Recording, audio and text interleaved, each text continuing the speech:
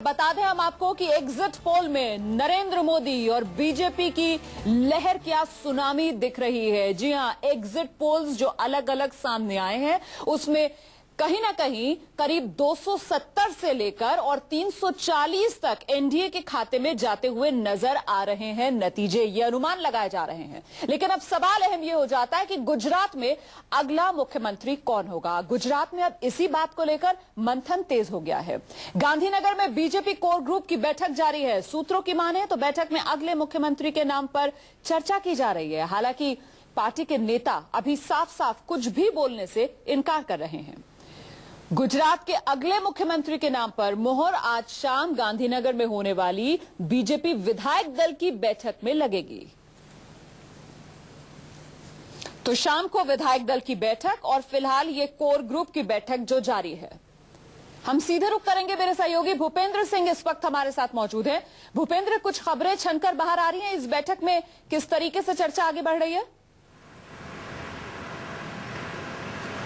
देखिए, नरेंद्र मोदी पूरी तरह से ये तैयारी कर रहे हैं कि अगर वो केंद्र में जाते हैं तो उनके पीछे उनका जो भी ड्रीम प्रोजेक्ट है उसको किस दिशा में आगे बढ़ाया जाए। तो उन तमाम चीजों को लेकर जो भी अपने टास्क हैं उसको लेकर भी एक दिशा निर्देश उनकी तरफ से दिया जा रहा है। और उसी के तहत अभी जो बैठक चल रही है उसमें खास करके नर्मदा जो जल वितरण प्रणाली है उसको लेकर कुछ अहम निर्णय लिए गए हैं। सौराष्ट्र और कच्छ के इलाकों में किस तरह से जल वितरण किया जाए और वहां पर जो पानी की समस्या है उससे किस तरह से निपटा जाए, इस चीज को लेकर कुछ दिशा निर्देश जारी किए गए हैं। घास चारे को लेकर कुछ दिशा निर्देश जारी किए गए हैं। तो ये बैठकें फिलहाल उस तरह से चल रही है कि जैसे अगर मोदी अगर केंद्र में जाते हैं तो उनके पीछे जो है वो किस तरह से इन तमाम चीजों को आगे जारी रखा जाए जो भी यहाँ के कामकाज थे। इसके अलावा शाम को जो विधायक दल की बैठक होनी है, मैं बता दूं, तो फिलहाल नरेंद्र मोदी मौजूद हैं क्या इस बैठक में?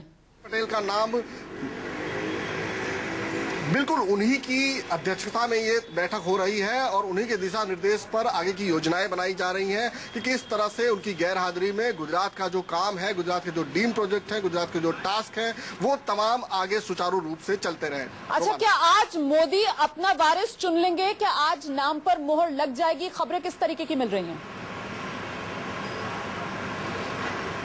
देखिए, जिस तरह की खबरें आ रही हैं उसके मुताबिक आज मुहर लग जाएगी, लेकिन घोषणा जो है वो 16 के बाद ही होगी, क्योंकि ये माना जा रहा है कि आनंदीबेन पटेल का नाम लगभग तय हो चुका है। हालांकि औपचारिक तौर पर इसका ऐलान नहीं हुआ है, मुहर अभी नहीं लगी है, लेकिन संघ प्रमुख से जो मुलाकात हुई है उसमें इस नाम की पेशकश कर दी गई है। इसके अलावा यहाँ पर जिस तरह से एक कदावर नेता होना चाहिए मुख्यमंत्री नरेंद्र मोदी के बाद में, वो तमाम चीजें कहीं ना कहीं आनंदीबेन पटेल में देखी जा रही है। संकेत मुख्यमंत्री नरेंद्र मोदी की हाजिरी में ही देखने को मिल रहे थे जब वो चुनाव प्रचार अभियान पर थे। तो जितने भी कार्यक्रम होते हैं, चाहे जरा और ज्यादा इस पर आपसे जानकारी चाहूंगी, क्योंकि यहाँ दिल्ली में हम सुन रहे हैं 4 नाम, जिसमें आनंदीबेन पटेल का नाम है, सौरभ पटेल, नितिन पटेल और भीकू दलसानिया। ये 4 नाम है जो रेस में बताए जा रहे हैं। आपका कहना यह है कि इस रेस में ये जो 4 नाम है इनमें सबसे आगे आनंदीबेन पटेल नजर आ रही है?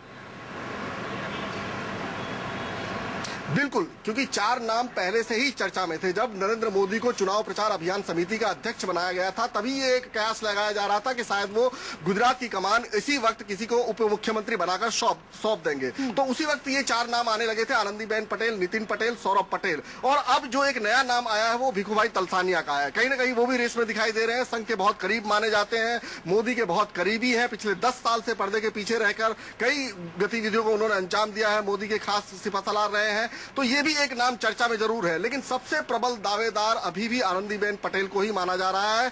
और ये इसलिए कहा जा रहा है क्योंकि उनकी गैर हाजिरी में चाहे गुजरात स्थापना दिवस समारोह हो या फिर अन्य सरकारी समारोह की लोकार्पण विधि हो, हर जगह मुख्यमंत्री नरेंद्र मोदी की जगह पे आनंदीबेन को ही देखा गया। तो ऐसे में उनके नाम की संभावना ज्यादा हो रही है। और नौकरशाहों में क्या कोशिशें नजर आ रही है भीकू दलसानिया के लिए? क्योंकि जिस तरीके से गुजरात में सरकार चलाई नरेंद्र मोदी ने, उससे कहीं ना कहीं आरएसएस जो है उसको नाराजगी कुछ थी और इसी वजह से एक खींचतान जो नजर आई नरेंद्र मोदी और आरएसएस के बीच। अब जब नरेंद्र मोदी दिल्ली जा रहे हैं तो संघ की ये कोशिश होगी कि जो निस्तेज संघ हो चुका है गुजरात में, दोबारा उसे ताकत दी जाए। और इसी वजह से भीकू दलसानिया का जो नाम सामने आया, तो संघ की तरफ से किस तरीके से बिसात बिछाने की कोशिश की गई?